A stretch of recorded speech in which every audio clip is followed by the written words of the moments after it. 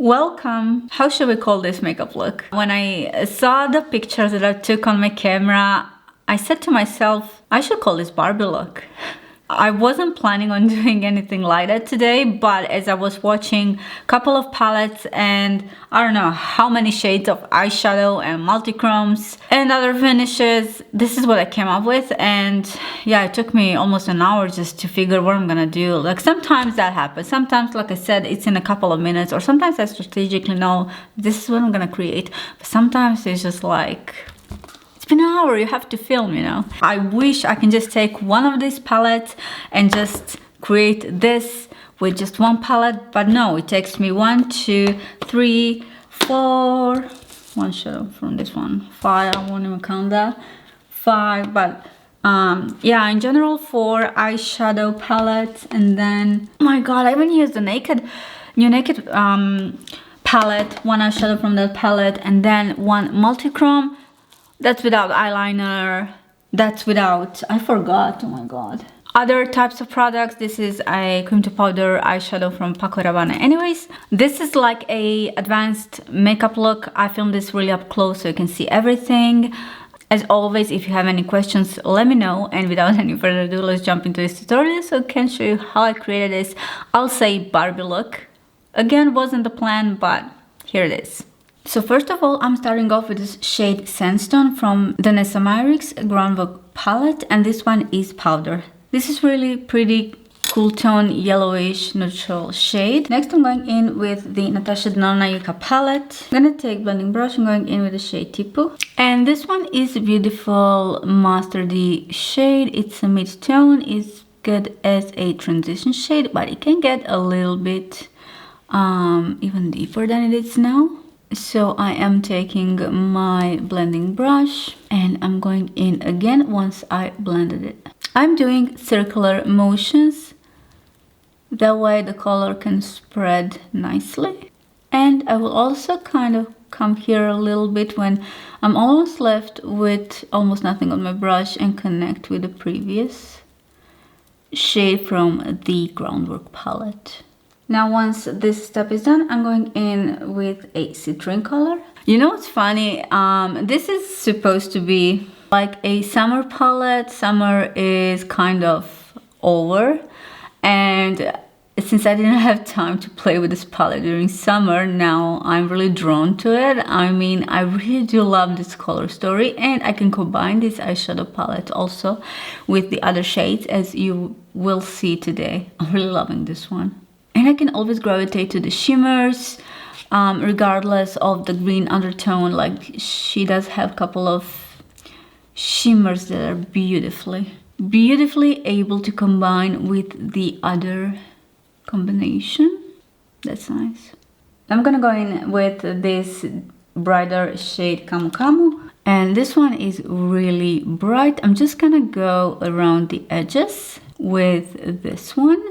I'm gonna go in and do something that looks kind of crazy, and I'm going in with this shade from Urban Decay Naked Mania, and this is Power Quartz shade. And I will go again with my blending brush. Wow, I just realized how pigmented this one is. It spreads mainly because of its texture, and this is metallic, and this is the shade that I love the most from this palette. But I do need a clean brush to make a transition between the two. And the thing is, this is not a matte shade. Wow. Yeah, this really spreads like a lot. Look, with just a little bit on my blending brush. And, you know, sometimes this is not necessarily good, because if you do want to build something one area at a time, it's not helpful. So that's the reason why I am going into the Tipu shade again. I'm going back with Natasha's palette a little bit. Anyways, I'm gonna take Anastasia Beverly Hills Fall Romance palette and this beautiful Divine shade. I feel like I can create endless beautiful looks with this one. No! And of course, it's always super pigmented when you don't need it. I'm just gonna take a Q-tip and try to wipe it.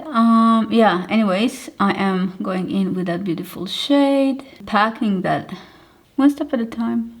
Wow, this is really pigmented.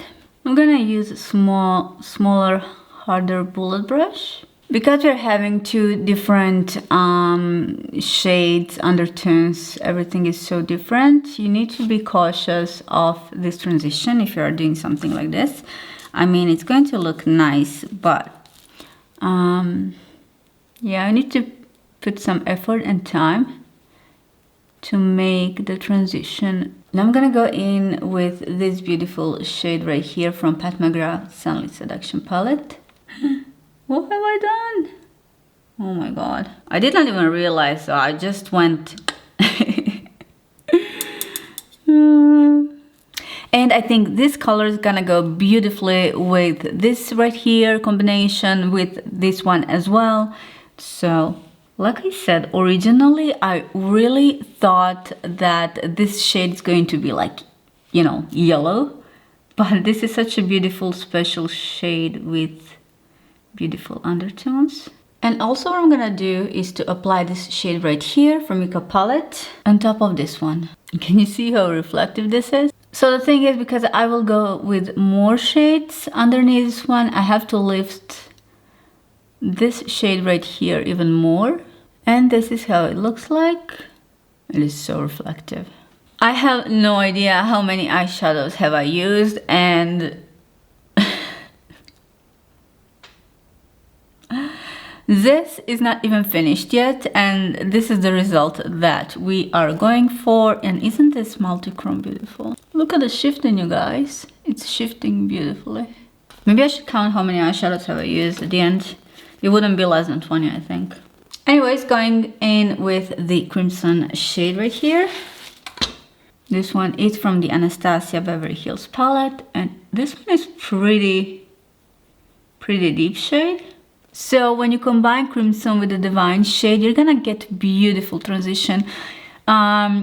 You know what, this morning I was sitting here, I'm not even joking, I think it was around, I don't know, I spent like an hour just trying to figure the color story, and I was, in a way, I was confused because I wanted to incorporate the, you know, the new, mainly new releases. And I don't know, sometimes it's just like, here's a color story, a couple of minutes, and sometimes it can take me half an hour just to, you know, think through what I want to do. It's crazy, you know. Just because sometimes we do want to incorporate different finishes, and I will say right away, we do have more than 5 finishes in this look. If you're just going to do like a smoky eye or something with this palette, this is gorgeous, like these 2 shades. So last look that I've done with this one inspired me to do a combination of these 2 shades. I will blend this a little bit more. And this is gonna get darker as I add more eyeshadows. I will darken up this later. So now I'm gonna use this new Paco Rabanne eyeshadow. I don't think we talk enough online about this. This is really gorgeous. So this one is, I thought it's going to be powder. This is cream to powder. And I did try to apply this one today. So for my base, usually I use Inglots base, but this is the one I'm going to be using. So what I'm gonna do now is to apply. This is actually just the application is kind of a simple step, and I will apply this one all over my lid. So you want your entire lid to be covered. The reason for this is because I'm going to use multichrome. Whenever you use multichrome, the greatest opacity is when you have black base underneath. And of course, before you apply multichrome, you have to go with, I love NYX glitter primer. That one is the best, but you can use any other glitter primer, and that way the multichrome will stick to that the best, you know. Also for the end, what I'm gonna do is to make kind of a winged liner with it, just because this will help to lift the effect of the whole eye makeup look. So this is something that you want to get for now. And I'm gonna take NYX glitter primer. Unfortunately, this one is new, but it already broke.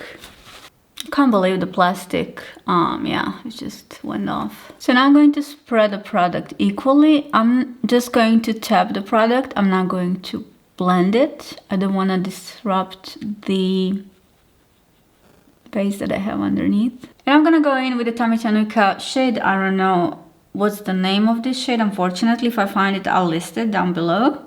Also, what is really important for this, you need to have a flat brush. Just tap the product. So in order for the multichrome to show 100% of its opacity, first thing you need to do is to apply black base, and after that you have to go with the glitter glue, and then you need to give the product a momentum to spread, meaning you can't apply multichrome just on a smaller portion. The wider the portion of application of the product, the more of the product you'll see, and I'll show you in a second. And this is when I talk about shimmers and metallics in general in the palettes. Like, this powder is so fine, and I don't know what they do with it, but it doesn't emphasize your skin texture, and it looks amazing. So now I'm gonna take same product, and I will try to, you know, blend this product in, because as you can see, I do have a sharp edge and I want to kind of blend it.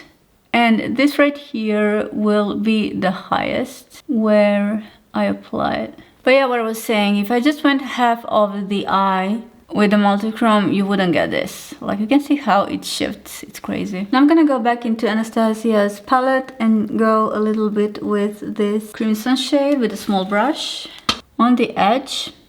So everything right here will be black later, but for now I just want to connect like the end of the multichrome, and just to emphasize this area right here. And you see how big of a process and detail this is. I already know I'm gonna be stuck here for half a day just creating my eye makeup look, because when you're filming there is so much that goes into this process. It's crazy. Let me go a little bit higher here with the Divine shade. Now I'm gonna go in back with the Anastasia's palette, and I'm going to use this shade right here, and to connect the area from the multichrome to everything that I've done before. Well, I think this is too pigmented. This is pigmented. I went in back with the Tipu shade a little bit. As this is so pigmented, I went again with this Tipu shade, and I will just work around the edges. I will also add up a little bit of Plantasia from YUCCA palette. I know we already used this shade, but just a little bit here so that I can lighten up this right here. Now I'm gonna go in with NATASHA DENONA My Dream palette to use this Black is Black shade. This is Cream to Powder. I love this one. This is my favorite black eyeshadow, and even though it's not just a powder, it really goes as a powder. So the thing here is to cover the end of my eye and to connect everything, and this will be, it has to be just black color. Okay, now once I applied my contact lenses, I am going in with my Pat McGrath primer.